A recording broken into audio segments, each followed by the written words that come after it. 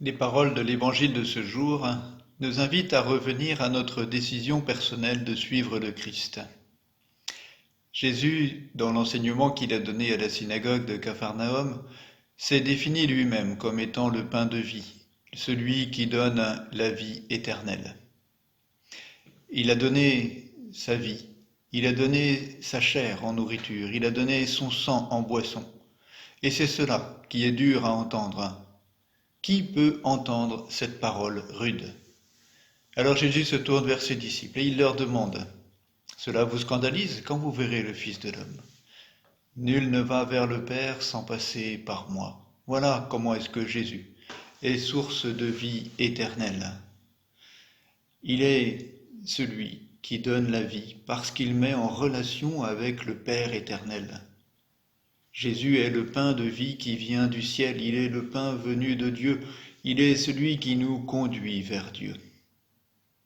Alors quelle est notre réponse? Voulez-vous partir, vous aussi, nous demande Jésus. Qu'allons-nous lui répondre? Allons-nous lui répondre peut-être, je ne sais pas, je ne vais jamais à la messe? Allons-nous lui répondre, l'Eucharistie pour moi n'est pas l'essentiel de ma vie de chrétien, c'est d'abord d'agir? Allons-nous lui répondre une réponse de foi intérieure? Tu es pour moi le pain de vie. Tu es pour moi le pain qui donne la vie. Allons-nous répondre comme Pierre avec enthousiasme? Seigneur, à qui irions-nous? Tu as les paroles de la vie éternelle. Qu'est-ce que Pierre a voulu dire derrière ces paroles? Qu'est-ce que vous voudriez dire au Seigneur derrière ces paroles? Tu as les paroles de la vie éternelle. Quelles sont pour nous les paroles de la vie éternelle? Quelles sont les paroles de Jésus, de l'Évangile, qui sont pour chacun de nous des paroles de vie éternelle, des paroles qui nous sont source de joie, de vie, d'avancée. Et accueillons ces paroles dans notre cœur. Demandons au Seigneur de nous faire entrer comme Pierre dans une démarche qui suit.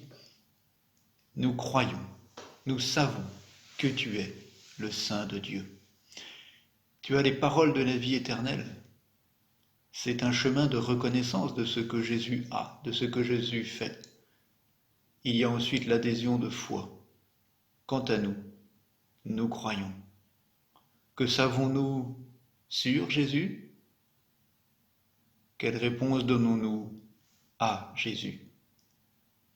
La première lecture du livre des Actes des Apôtres nous invite à regarder l'apôtre Pierre qui a accueilli cette parole de Jésus, qui s'est laissé relever par lui et qui, dans la force de l'Esprit Saint, fait les mêmes gestes que Jésus. Jésus a donné aux apôtres les pouvoirs qui étaient les siens. C'est ce que Pierre met en œuvre aujourd'hui. La guérison d'Énéas, paralysé, un homme depuis 8 ans. Que lui dit Pierre? Jésus-Christ te guérit. Lève-toi et fais ton lit.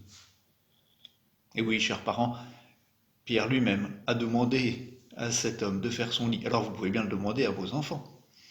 Mais ça n'est pas le problème, bien sûr. Ça n'est pas la question.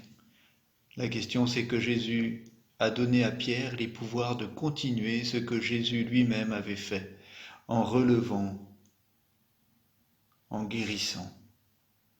Et Pierre continue sur ce chemin avec Tabitha, cette femme généreuse, cette femme qui pourtant meurt, cette femme que la prière de Pierre va relever. Il prend le temps de se mettre à genoux et de prier.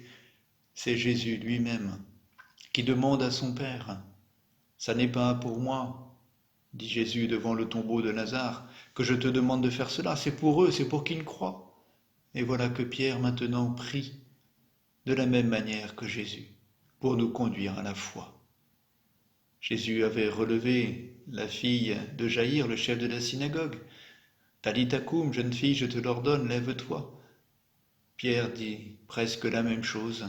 « Tabitha, lève-toi. » Il la prend par la main, comme Jésus avait pris la jeune fille de Jaïr. Et il l'avait relevée, il l'avait rendue à la vie. Oui, Jésus a les paroles de la vie éternelle. Jésus est parole de vie éternelle.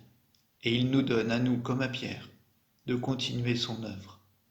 Demandons à l'apôtre de nous aider à accueillir la parole pour répondre comme lui.